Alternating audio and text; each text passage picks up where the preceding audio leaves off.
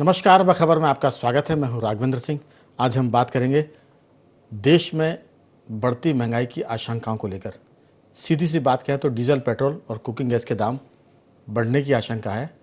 Domestic cooking gas के दाम अभी नहीं बढ़े, लेकिन कमर्शियल गैस सिलेंडर के दाम 1,000 रुपये के लगभग बढ़ गए, 985 रुपये। और 5 लीटर 5 किलो का जो गैस सिलेंडर है उसके भी दाम बढ़ गए।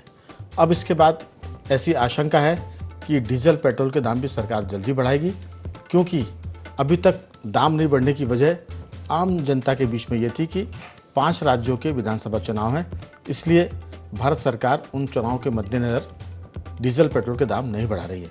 लेकिन इसके बाद सरकार की तरफ से एक बयान आया था कि सरकार के पास डीजल, पेट्रोल के दाम बढ़ाने का कोई प्रस्ताव विचाराधीन नहीं है। इसका मतलब कि लोग इस बात की प्रतीक्षा कर रहे हैं कि गैस के दाम कम बढ़ेंगे, डीजल, पेट्रोल के दाम कब बढ़ेंगे, लेकिन सरकार है कि उसको अभी तक बढ़ा नहीं रही है। आज इसी पर विस्तार से बात करेंगे। 5 राज्यों के चुनाव संपन्न हो चुके हैं। उम्मीद है कि 5 मई के आसपास सरकार शायद दाम बढ़ा सकती है डीजल, पेट्रोल के, लेकिन ऐसी आशंका सबसे ज़्यादा प्रतिपक्ष के दल महसूस कर रहे हैं। और उसके पीछे एक तर्क ये भी है कि जब डीजल, पेट्रोल के दाम बढ़ेंगे तो फिर महंगाई को आग लग जाएगी, यानी एक तरह से कह सकते हैं कि रॉकेट की स्पीड में महंगाई बढ़ेगी, भाड़ा बढ़ जाएगा और उसके साथ ही हर चीज़ के दाम बढ़ जाएंगे। और एक बात और अंत में कि अगर डीजल, पेट्रोल के दाम घटते भी हैं तो बढ़ा हुआ दाम कभी भी नीचे नहीं आता, क्योंकि व्यापारी इसका लाभ लेता है। और एक बार दाम बढ़े तो फिर भले ही पेट्रोल कितना सस्ता कर दीजिए, डीजल कितना सस्ता कर दीजिए, व्यापारी दाम नहीं घटाता है। संभवतः सरकार को व्यापारियों की ये मानसिकता पता है, इसलिए अभी तक दाम नहीं बढ़ाए हैं और बढ़ाने की उम्मीद भी नहीं है।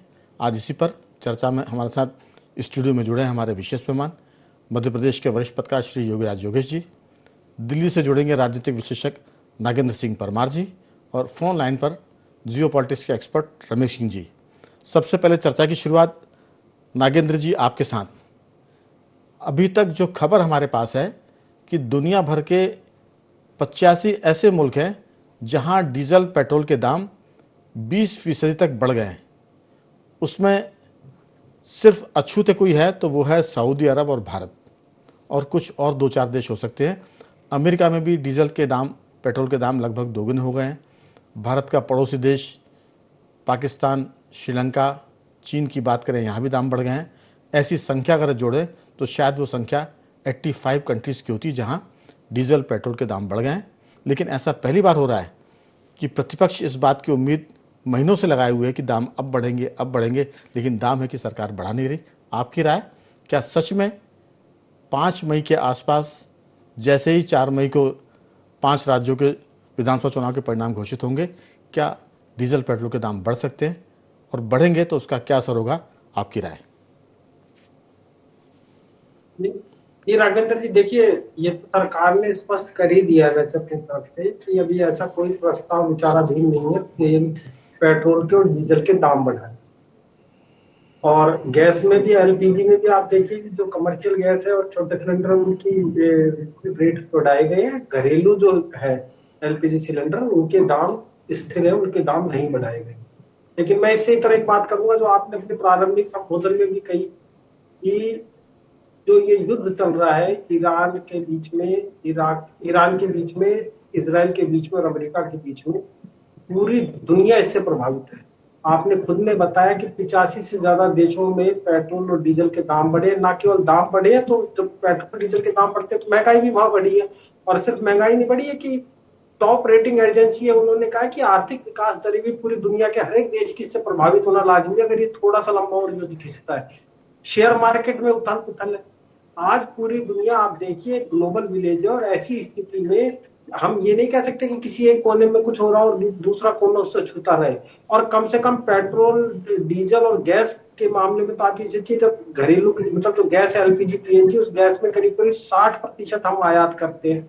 जहां तक क्रूड ऑयल की बात है, अब जरूरत का 80% तक जो देश आयात करता हो, और ऐसे में युद्ध के करीब करीब 2 महीने होने जाने, उसके बाद भी स्थिर है कहीं ना कहीं कीमतें, तो आप ये मानिए कि सरकार की कार्य कुशलता को और एक नेक नियत को और अच्छी कार्य प्रणाली को दर्शाती है। विपक्ष का तो काम ही है, विपक्ष तो पिछले 2 महीने से जब से वो युद्ध शुरू हुआ है तब से वो ये राग अलाप रहा है कि अब शेर आया। वो हमने कहावत सुनी ना, अब शेर आया, अब शेर आया, अब शेर आया, कि अब दाम बढ़े, अब दाम बढ़े, अब दाम बढ़ेंगे, आप चुनाव को देख लीजिएगा, इसका काम कर लीजिए। मुझसे इससे अलग एक बात जो लगती है राघवेंद्र जी, देखिए पता है क्या, कि भारत का लोकतंत्र इतना वाइब्रेंट हुआ करता था जहां पक्ष और विपक्ष कम से कम, जब देश पे कोई संकट आया करता था या दुनिया किसी संकट से जूझ रही थी होती थी जिससे देश भी प्रभावित होता था, तो उस समय कम से कम वो एक राग एक सुर की बात करते थे, एक बात करते थे, क्योंकि हमारे लिए देश पहले है। देश है तभी तो राजनीति और राजनीतिक दल है ना।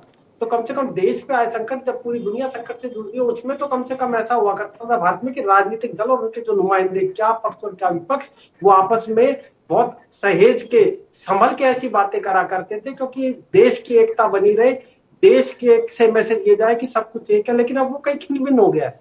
और खिन्न भिन्न होने से अलावा ये भी एक अलग बात है, आप ये मान के चलिए, अब दुनिया उस दौर में नहीं बची है जहां लोगों के पास इंफॉर्मेशन के नाम पे कुछ गिने चुने संसाधन बचे हो कि उन तक पहुंचते उन्हें बहकाया जा सकता हो।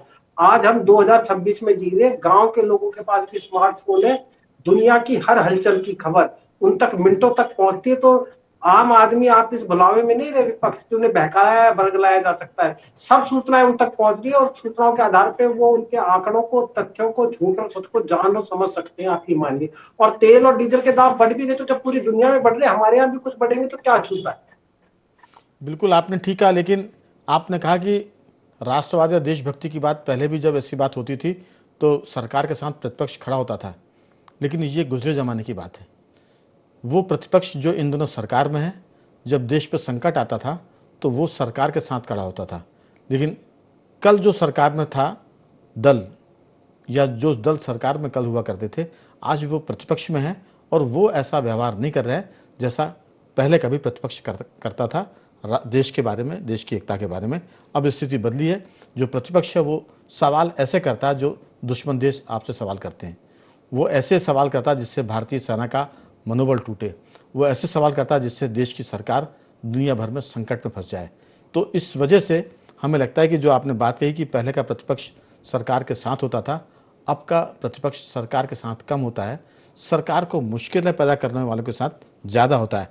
ये तो खैर चलिए इस पर और बात करेंगे, लेकिन मध्य प्रदेश में कांग्रेस के अध्यक्ष जीतू पटवारी भी इस संबंध में कुछ कहते हैं। पहले हम उनको सुन लेते हैं और फिर चर्चा को आगे बढ़ाएंगे। सुनते हैं जीतू पटवारी क्या कह रहे हैं। 800 रुपए, 700 रुपए, 400 रुपए, 450 रुपए के गैस सिलेंडर थे। उज्ज्वला योजना लेके आए और घर घर में उजाला करने की भाषण और भावना व्यक्त की। नरेंद्र मोदी जी ने 3100 रुपए का कमर्शियल गैस सिलेंडर कर दिया। ये सरकार नरेंद्र मोदी की, इसने भयावता ला दी बेरोजगारी में, भयावता ला दी महंगाई में, भयावता ला दी आर्थिक एक तरह से क्राइसिस में। देश में हर तरह की अराजकता। तो ऐसा लग रहा है प्रतिपक्ष की बात सुने कि सरकार जो है वो देश के संकटों के लिए जिम्मेदार है। अगर महंगाई बढ़ रही है तो केंद्र सरकार और मोदी की वजह से, अगर डीजल पेट्रोल के दाम बढ़ेंगे तो मोदी सरकार की वजह से। मैं छोटा सा आंकड़ा पेश कर रहा हूँ जो हमारे पास उपलब्ध है, वो ये कि डीजल पेट्रोल के दाम 85 यानी 85 देशों में बढ़े। उसमें सबसे प्रमुख बात करें हम तो पाकिस्तान, श्रीलंका, म्यांमार और चीन में ईंधन की कीमतें काफ़ी पहले बढ़ा दी गई थी और ये जो कीमतें बढ़ी वो 10 से 25% है। और भारत और सऊदी अरब जैसे कुछ देश है जो इस कीमत की वृद्धि से, मूल्य वृद्धि से बचे हुए हैं। सऊदी अरब में तो खुद तेल पैदा होता है इसलिए वहाँ ये संकट कम होगा, लेकिन भारत तो तेल खरीदता है। इसके बाद भी भारत सरकार ने देश की जनता का ध्यान रखा और महंगाई या पेट्रोल के दाम, डीजल के दाम नहीं बढ़ने दिए। दूसरी बात यह कि फिलीपींस में डीजल के दामों में 81% की बढ़ोतरी हुई है, यानी 81% महंगा हुआ है। नाइजीरिया में डीजल के दाम 78% बढ़े हैं। मलेशिया में डीजल की कीमतों में 58% का इजाफा हुआ है। अमेरिका की बात करें जो खुद पेट्रोल और डीजल का उत्पादक है, अमेरिका में पेट्रोल की कीमतों में 41% की वृद्धि हुई है। जर्मनी की बात करें तो वहाँ डीजल के दाम 31% बढ़े हैं। और पहले ही बता चुका हूँ कि एशिया के देशों की बात करें तो पाकिस्तान, श्रीलंका, म्यांमार में डीजल पेट्रोल के दाम बहुत ज़्यादा बढ़ गए हैं। अकेला भारत है जो इस पूरी माने दिक्कतों के बीच में अपने देश की अर्थव्यवस्था को, महंगाई को स्थिर करने में सफल रहा है। अगर थोड़े बहुत दाम बढ़ते हैं तो देश के प्रतिपक्ष और देश की जनता को सरकार किसी की हो उसकी मदद करनी चाहिए, क्योंकि अमेरिका में 41% दाम बढ़े हैं, जो सारी एक तरह से जो दिक्कतें उसका प्रणेता है, उसका केंद्र है, वहाँ भी दाम बढ़ रहे हैं। और भारत में अगर नहीं बढ़े तो फिर तो सरकार को बधाई कि दाम नहीं बढ़ने दिए। अगर बढ़ते भी हैं दुनिया के हालात को देखते हुए तो पूरे देश को सरकार की मदद करना चाहिए, ना कि इस मुद्दे पर देश की जनता को भड़काकर सड़कों पर लाने की ज़रूरत है। मेरे साथ रमेश सिंह जी भी है। रमेश जी, आपकी राय? देश के हालात, लोग उम्मीद कर रहे हैं कि 5 मई से महंगाई बढ़ेगी, डीजल पेट्रोल के दाम बढ़ जाएंगे। अगर बढ़ते भी हैं तो जनता को क्या रिएक्शन देना चाहिए, पॉजिटिव या नेगेटिव? आपकी राय? राघवेंद्र जी, हाल ही में जो वर्तमान में संकट है उसमें आपूर्ति बहुत ज्यादा अस्थिर है। अच्छा, जो टैंकर्स है उनकी जो बीमा की किस्तें हैं वो बढ़ गई है, और इसके अलावा ईरान भी जो टैक्स के रूप में वसूल रहा है उसका भी कीमतों पे असर पड़ रहा है। तो इन सब के बावजूद भारत सरकार ने कीमतों में वृद्धि नहीं की, एक्साइज ड्यूटी घटा दी और कीमतों में वृद्धि नहीं की। ये एक आपने अभी पूरे आंकड़े दिखाए कि किस तरह दुनिया भर में 25% से लेके 50 और 80% तक कीमतें बढ़ी है। राशन कई देशों में राशनिंग तक की है पेट्रोलियम पदार्थों की। तो ये इतनी भयावह स्थिति है, मैं आपको बताऊं, ये मामूली स्थिति नहीं, बहुत भयावह स्थिति है। लेकिन हमें भारत में आम आदमी को इसका एहसास इसलिए नहीं है, ना तो सरकार ने आपूर्ति में किसी किस्म का संकट आने दिया और ना कीमतें बढ़ने दी। तो हमें तो कोई एहसास ही नहीं है, जबकि पूरी दुनिया में ये बहुत बड़ा गहरा संकट है। अच्छा, इसके लिए जिम्मेदार है भारत सरकार की दूरदर्शिता। आपको पता होगा नौसैनिक जो संकट हुआ था कतर में, जब हमारे वो कुछ जो कर्मचारी हमारे यहाँ के जो नौसैनिक से रिटायर्ड वो काम कर रहे थे, उनको फांसी की सजा हुई थी। उसी वक्त कतर से जो एलपीजी की सबसे ज्यादा आपूर्ति होती, तो सरकार ने उसी समय नाइजीरिया के साथ एलपीजी की आपूर्ति का एक समझौता कर लिया था। इसके अलावा भारत सरकार ने ब्राजील के साथ, नाइजीरिया के साथ, रूस के साथ अलग अलग जगह से समझौते, अमेरिका के साथ और ये दक्षिण अमेरिका के और जो देश है उनके साथ समझौते किए थे, ताकि बाजार की जो विविधता है वो बनी रहे और एक जगह से अगर आपूर्ति गड़बड़ होती है तो दूसरी जगह से आपूर्ति को बढ़ा के उसकी पूर्ति की जा सके। और आज वही चीज हमें फायदा दे रही है। कीमतों का जहाँ तक सवाल है, तो जब दुनिया में कीमतें बढ़ रही है तो भारत में कीमतें, अब सबसे बड़ी बात तो यह है कि भारत सरकार ने कमर्शियल सिलेंडर पे 1000 रुपये जो बढ़ाया लगभग, तो वो क्या हुआ है कि जो घरेलू उपभोक्ता है, मध्यम वर्ग और निम्न वर्ग, उस पर बोझ ना पड़े और उसका बोझ कमर्शियल पर डाल दिया है। बाजार में भोजन की कीमतें बढ़ेगी, उसे कोई भी आदमी मार्केट में कम ही खाता है लेकिन उसे झेल सकता है, लेकिन जो आम आदमी का जो किचन है, जो कि दोनों टाइम उसका बोझ पाता है, उस पर ना पड़े बोझ, सरकार ने ये सावधानी बरती है। अब पेट्रोल डीजल की कीमतों में राघवेंद्र जी वृद्धि सरकार को करनी पड़ेगी, क्योंकि जिस तरह का प्रेशर है मार्केट में और जिस तरह की आपूर्ति हो रही है, जिस तरह की कीमतों का दबाव पड़ रहा है, और सरकार कब तक एक्साइज ड्यूटी घटा के और उसकी कीमतों को इस तरह रखेगी। तो मैं एक बात और बता दूं, भारत का जो आज का आम आदमी है वो शिक्षित है, राजनीतिक दृष्टि से भी और शैक्षिक दृष्टि से भी। सोशल मीडिया के माध्यम से वो शिक्षित है और देश की और अंतर्राष्ट्रीय पेट्रोलियम आपूर्ति और पेट्रोलियम पदार्थों की कीमतों की जो स्थिति है उससे परिचित है। और मैं समझता हूँ कि अगर सरकार कीमतें बढ़ाती पेट्रोल डीजल की तो विपक्ष भले कुछ भी करे लेकिन आम आदमी उसे पॉजिटिव लेगा। हालांकि उसका बाजार हर चीज पर महंगाई बढ़ेगी, हर चीज की लागतें बढ़ेगी, उसका असर आएगा। लेकिन मैं एक चीज मानता हूँ राघवेंद्र जी, कि जब अर्थव्यवस्था बढ़ रही हो, विकास की दर बढ़ रही हो, तो कीमतें बढ़ती है, कीमतें बढ़नी चाहिए कि बढ़ती हुई। ठीक है, लेकिन ये विकास की दर बढ़ने से कीमतें नहीं बढ़ रही, ये तो खाड़ी में संकट है इस वजह से बढ़ रही, क्योंकि हॉर्मुज स्ट्रेट में ईरान ने एक टोल नाका बना दिया कि उसको पैसे दीजिए तब वो निकलने देगा। हम अगर मलक्का की बात करें तो वहाँ से भी रास्ते में आने में दिक्कतें पैदा होने की संभावना है। लेकिन सबसे खास बात है योगीराज जी कि ओपेक जो संगठन है तेल उत्पादकों का, उससे यूएई हट गया है। सऊदी अरब से उसके मने संबंध ठीक नहीं थे। भारत के पास कम दरों में तेल खरीदने का एक नया रास्ता खुल गया है, यूएई, वो वहाँ से भी तेल खरीद सकता है। सरकार इस बात को बहुत गंभीरता से जानती है कि डीजल पेट्रोल के दाम बढ़ाना बहुत ही नाजुक फैसला होगा। अगर उसके दाम बढ़ते तो मैंने चर्चा की शुरुआत में कहा था, बाजार में महंगाई को आग लग जाएगी, रॉकेट की तरह बढ़ेगी, क्योंकि डीजल पेट्रोल के दाम बढ़ने की आड़ में लोग कई गुना महंगाई को बढ़ा देंगे और उसको लाभ लेकर सड़कों पर असंतोष, हंगामा, प्रदर्शन करने की संभावना है। ऐसा नहीं कि अकेले ये भारत में हो रहा है। मैंने बताया कि दुनिया के 85 मुल्कों में कीमतें बढ़ी लेकिन वहाँ शांति है, लेकिन भारत में जो लोग हैं वो अशांति पैदा करना चाहते हैं और लगता है इस बात की जानकारी केंद्र सरकार को, इसलिए वो इस मामले को बहुत चतुराई से और किश्तों में कर रही है। अभी कमर्शियल गैस की बात करें, उसमें दाम बढ़ाए हैं, फिर कहीं और दाम बढ़ा सकती है ताकि जो बोझ आए, जो झटका लगे वो धीरे से लगे। आपकी राय? राघवेंद्र जी बिल्कुल ठीक बात आप कह रहे हैं और उसकी मूल वजह और उसकी जड़ में जाएं तो यही कुछ ऐसा निकल के आएगा जिसकी ओर आप इशारा कर रहे हैं। असल में क्या है, महंगाई बढ़ना, कीमतें बढ़ाना, ये तो सरकार के काम है, लेकिन किस समय बढ़ाना और किस सरकार में नहीं बढ़ी कीमतें, लेकिन इन कीमतों को आंदोलन का रूप देना, इन कीमतों की आड़ में आगजनी, हिंसा, आंदोलन करना, ये इसकी मूल वजह।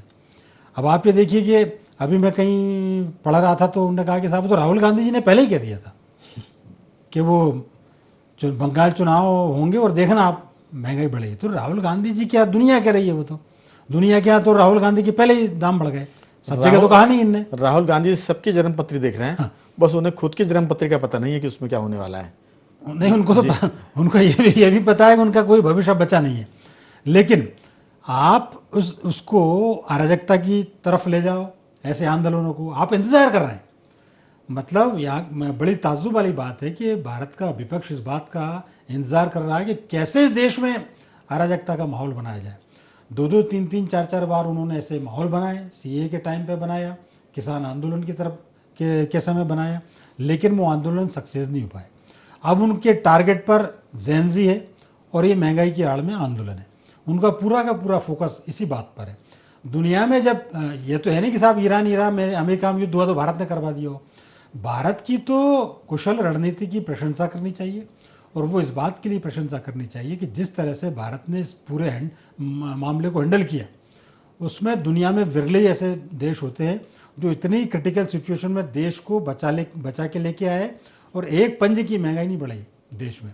और जी, दुनिया में तेल के संकट बढ़े, तेल ऑयल क्राइसिस आया, पर हमारे यहाँ न तेल की कमी आने दी सरकार ने, न गैस की कमी आने दी।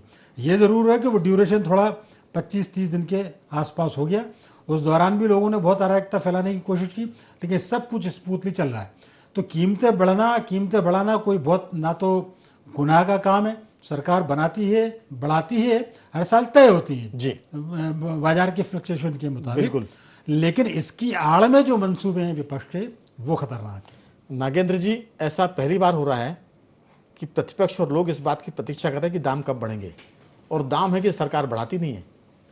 पहले ये होता था कि दाम ना बढ़ जाएं, अब लोग कह रहे हैं कि दाम कब बढ़ेंगे, अभी नहीं तो कल बढ़ेंगे, कल नहीं तो परसों बढ़ेंगे, परसों नहीं तो फिर 5 राज्यों के चुनाव के बाद बढ़ेंगे। और आप मान लीजिए कि 5 राज्यों के चुनाव 4 मई को घोषित हो जाएंगे, नतीजे उसके बाद भी ना बढ़े तो फिर क्या है। मुझे तो लगता है कि सरकार 5 मई के बाद भी इसके दाम बढ़ाने वाली नहीं है, और एक बार इस मुद्दे पर फिर जो लोग इस बात की प्रतीक्षा कर रहे हैं कि कब दाम बढ़ेंगे वो निराश हो जाएंगे। लेकिन विदेश नीति और आर्थिक नीति की तारीफ करनी पड़ेगी कि विदेश नीति में भारत ने अपने आप को तटस्थ बनाए रखा। ईरान भी उसका दोस्त है, इजराइल भी दोस्त है उसका, और दोनों आपस में लड़ा, लेकिन भारत के दोनों दोस्त हैं। यूक्रेन और रूस में झगड़ हो रहा है, लेकिन यूक्रेन के राष्ट्रपति कहते हैं कि भारत चाहे तो युद्ध विराम करा सकता है, जेलेंस्की, और रूस भी कहता है कि भारत मेरा दोस्त है। तो ये भारत की विदेश नीति की रणनीतिक कार्यकुशलता है और उसकी एक तरह से चतुराई है। आर्थिक मुद्दे पर इतने सब अगर हम बात करें, कोरोना काल से लेकर आज तक भारत में जो महंगाई की दर है वो लगभग स्थिर है। मेरे 2 कजिन यूएस में रहते हैं, उनका कहना ये है कि वहाँ डीजल पेट्रोल के दाम दुगने स्तर पर चले गए। बहुत मुश्किल है, लोगों में असंतोष है, लेकिन इसके बाद भी भारत में कुछ नहीं हो रहा है। ये इसके लिए सरकार साधुवाद की पात्र है, बधाई की पात्र है, और उम्मीद करते हैं कि ये रणनीति आगे भी चलती रहेगी। आपकी राय? राघवेंद्र जी, अभी जो चल रहा है वो वैश्विक संकट है और भारत भी इस विश्व का एक हिस्सा ही तो इससे अलग अछूता नहीं है, लेकिन उसके बाद भी सरकार की कुशल रणनीति है और कुशल कार्य योजना है जिसकी वजह से हमारे यहाँ चीजें फिर से काफी हद तक स्थिर है। आप एक बात जान लीजिए राघवेंद्र जी, अगर कोई व्यक्ति बीमार हो जाता है तो उसे चाहे पसंद हो या नहीं पसंद हो, उसे कड़वी गोलियां खानी पड़ती है। अगर डॉक्टर उसे जरूरत होती है तो इंजेक्शन के लिए कहता है, चाहे उसे पसंद हो या नहीं, वो उसे लगवाना पड़ता है अगर उस बीमारी से उसे निजात पाने। जी। तो अगर कल को कल्पना कीजिए दाम बढ़ते भी है तो पूरे वैश्विक संकट के चलते अगर ऐसा होता है तो वो लाजमी सी बात है कि वो एक बात है। और इसका आकलन किया जाएगा, आप जुलाई में करिएगा, क्योंकि मई और जून जब छुट्टियों के महीने होते हैं तो हमारे यहाँ जहाँ बहुत ज्यादा जो घरेलू पर्यटन है वो बढ़ जाता है। मई और जून में अपने बच्चों को लेकर लोग घूमने फिरने निकलते हैं। आप देख लीजिएगा, अगर हम जुलाई में इस पर चर्चा करेंगे, अगर रेट बढ़ भी गए खुदा ना खास्ता डीजल के पेट्रोल के, उसके बावजूद भी आप देखिएगा घरेलू पर्यटन में कितनी गिरावट आएगी नहीं गिरावट, लोग उसी मत से जाएंगे करेंगे। लोग इस बात को बखूबी समझते हैं, लेकिन बस एक ही चीज परेशानी पैदा करती है कि जो राजनीतिक दल देश की आजादी के बाद करीब 55 साल तक सत्ता में रहे, वो 1 या 2 साल रहा हो तो समझ में आता है कि उन्हें वैश्विक संकट समझ में नहीं आता, आर्थिक नीतियां समझ में नहीं आती, दुनिया की उथल पुथल के बीच में उनके देश में कैसी उथल पुथल है वो समझ में आती। लेकिन जो 55 साल तक सत्ता में रहे हैं वो बखूबी जानते हैं कि ऐसी स्थितियों में क्या होता है, कैसे निपटना होता है, क्या क्या संकट आते हैं उनके सामने। लेकिन उसके बाद भी वो अनजान बने रहे और सिर्फ राजनीति के लिए राजनीति करे और आरोप प्रत्यारोप का दौर चलाए, तो मैं तो इसे कतई कुशल संकेत नहीं समझता हूँ। ऐसे वैश्विक संकट के टाइम पे तो कम से कम पूरे विपक्ष को, क्या पक्ष क्या विपक्ष, सबको साझा होकर देश के लिए काम करना चाहिए। नागेंद्र जी, विपक्ष तो ये कहता है कि अगर भारत के खिलाफ अमेरिका के राष्ट्रपति बोलते हैं तो वो उनकी बात को सच मानता है, लेकिन उस मुद्दे पर अगर भारत के प्रधानमंत्री बोलते तो उसको सच नहीं मानते। उनको प्रधानमंत्री से, सरकार से ज़्यादा भरोसा पाकिस्तान पर है, अमेरिका पर है, चीन पर है और दुनिया के किसी भी अरे गहरे देश पर है, देश की सरकार को छोड़कर। अब ये मानसिकता है तो उसका कोई इलाज नहीं है। लेकिन रमेश सिंह जी, एथेनॉल का जो मामला है वो भी एक, मुझे लगता है कि गेम चेंजर है। पहले पेट्रोल में एथेनॉल 20% मिलने की बात हुई थी ताकि हम विदेशों से आयात कम कर सकें कच्चा तेल, अब उसको बढ़ाकर 80% तक जाने वाले हैं, 85% तक। अगर एथेनॉल 85% तक पेट्रोल में मिला दिया गया तो काफ़ी कुछ देश को राहत मिलेगी, सरकार को अर्थव्यवस्था के मामले में विदेशी मुद्रा हमारी कम खर्च होगी और हमें आयात भी कम करना पड़ेगा। मुझे लगता है कि ये भी एक बड़ी बात है। आपकी इस पर छोटी सी टिप्पणी। नागवेंद्र, पेट्रोलियम पदार्थों का जो प्रेशर है भारत की अर्थव्यवस्था पे, इसको न्यूट्रलाइज करने का सबसे अच्छा तरीका आपने जो बताया है, एक तो इथेनॉल जैव ईंधन और दूसरा सौर ऊर्जा का ज्यादा से ज्यादा दोहन, सौर ऊर्जा का ज्यादा से ज्यादा प्रभाव वो विस्तार, और तीसरा इलेक्ट्रिक वाहन जो है इसका ज्यादा से ज्यादा प्रचार प्रसार, इसका ज्यादा, इसकी कीमतों में चाहे सरकार कम करे, टैक्स कम करे। ज्यादा से ज्यादा जब ये इलेक्ट्रिक वाहन रोड पे आएंगे तो उसका पेट्रोल और डीजल का प्रेशर जो है अर्थव्यवस्था पर वो कम पड़ेगा। घरेलू बिजली में जब हम सौर ऊर्जा को शामिल करेंगे तो बिजली से चलने वाले, जैसे आज आपने देखा होगा कि इस संकट में बहुत सारे ये जो हीटर है बिजली के वो बहुत आए, हर घर में आए। पहले गाँव में बहुत ज्यादा थे, अब शहरों में भी आ गए हैं और बहुत ज्यादा खाने बनाने का काम उनका हो रहा है। अगर बिजली सौर ऊर्जा अगर ज्यादा आ जाती है उपयोग में तो एक गेम चेंजर होगी भारत की अर्थव्यवस्था पे जो प्रेशर है उसे कम करने में। बिल्कुल, तो ये बहुत सारी चीज़ें इस पर सरकार भी काम करे और आम जनता भी जागरूक है। वो इलेक्ट्रिक व्हीकल खरीद रही है, उसकी तादाद बढ़ी है। और दूसरी बात करें कि थोरियम जो हमारे यहाँ मिला है वो भी एक तरह से आने वाले दिनों में उसको प्रोसेस करने के बाद उससे भी बड़े फ़ायदे होने वाले हैं। लेकिन योगी राज जी, सवाल है कि भारत या कोई भी देश दुनिया का संयुक्त राष्ट्र अमेरिका से तो बड़ा नहीं है। अगर अमेरिका जिसकी आबादी 33 करोड़ है, भारत की आबादी 140 करोड़ से ज़्यादा है, अमेरिका जैसा शक्ति संपन्न, आर्थिक संपन्न देश अगर 41% डीजल पेट्रोल के दाम बढ़ाता है और भारत में अभी तक दाम नहीं बढ़ते, तो ये भी एक तरह से भारत की दुनिया में आर्थिक बढ़त है। और मुझे लगता है कि भारत अमेरिका से तो मजबूत देश नहीं है, अर्थव्यवस्था के मामले में भी और सैन्य शक्ति के मामले में। इसके बाद हमने दुनिया को बताया कि हम इस मामले में महंगाई को कंट्रोल करने में अमेरिका जैसे देश से ज़्यादा सफल हैं। आपकी बहुत छोटी सी टिप्पणी। नहीं, यही तो अखरता है कुछ लोगों को, विपक्षियों को, जब विश्वगुरु की बात करते हैं, जैसे विश्वगुरु शब्द आया इतने में ही कुछ लोगों को हार्ट अटैक आ जाते हैं। मतलब देश की प्रशंसा में ही उनको नेगेटिविटी नज़र आ रही है। और अमेरिका तो वो देश है कि वो पेट्रोलियम पदार्थों के मामलों में ये अरब कंट्री कहीं नहीं लगती उनके आगे, इतना पेट्रोल है उसके पास, इसके बावजूद वहाँ कीमतें बढ़ी, 41% बढ़ी है। हाँ 41%, मतलब आप ये देखिए कि जो दुनिया की महाशक्ति कहलाती है अपने आप में। कहने का अर्थ राघवन जी, 2-3 बात इसमें ये आती है कि एक तो क्या है कि सरकार का हर हाल में विरोध करना, दूसरा उन पॉइंट्स पर विरोध करना जिसमें सरकार की इमेज पूरे दुनिया भर में बनी। जैसे विदेश की नीति सक्सेसफुल रही पूरी दुनिया में, तो लोग कहने लगे साहब विदेश नीति फेल। अरे उन्होंने कहा साहब वो तय ही नहीं कर पा रहा भारत किसके साथ खड़ा है। अरे क्लियर तय है, भारत इजराइल के साथ खड़ा है, अब क्या लिखित में दें क्या? लेकिन ये चाहते हैं कि ईरान के साथ खड़े हो। इनकी इच्छा के मुताबिक सरकार काम करे। सरकार जिसके साथ खड़ी होती है, इनकी इच्छा है कि हम उसके खिलाफ खड़े हो जाएं जी, क्योंकि वो सरकार के विरोध के साथ देश के विरोध में खड़े होते हैं। ये चिंताजनक है सबसे जी। तो जो अब जैसे महंगाई की बात है, इंफ्रास्ट्रक्चर की बात है, आज कांग्रेस या किसी विपक्ष के पास डेवलपमेंट के मामले में बहस करने के लिए 2 पॉइंट नहीं मिलेंगे। डेवलपमेंट का किस्सा ही खत्म कर दिया है सरकार ने, इतना डेवलपमेंट किया है इनकी। और वो बिल्कुल ठीक कहते हैं, आपके 60 साल और इनके 11 साल जो विकास के कार्य हुए हैं, बिल्कुल उस पर तो अभी विपक्ष कुछ बात ही नहीं कर रहा है। तो ये ऊट पटांग बातों पे आंदोलन मनाने की कोशिश कर रहे हैं। कुल मिलाकर कह सकते हैं कि अब वो समय आ गया है, 4 तारीख को 5 राज्यों के चुनाव के नतीजे आ जाएंगे। इस बात पर लोगों की टकटकी लगाए बैठेंगे कि अब सरकार डीजल पेट्रोल के दाम बढ़ाती है नहीं बढ़ाती। हमें उम्मीद है कि दाम नहीं बढ़ेंगे, सरकार चतुराई से कहीं और दाम बढ़ाएगी ताकि डीजल पेट्रोल के दाम ना बढ़े। कह सकते हैं कि जनताई को महंगाई का करंट लगने की आशंका तो है, लेकिन लगता हुआ दिखता नहीं है, ऐसा हमारा मानना है। मैं तीनों मेहमानों का धन्यवाद करूंगा। योगीराज जी आपका साधुवाद, नागेंद्र जी आपका बहुत धन्यवाद, और रमेश सिंह जी आपका भी बहुत धन्यवाद कि आपने इस चर्चा में हिस्सा लिया। बखबर में आज सिर्फ इतना ही। बन रहिए हमारे साथ और देखते रहिए IND24।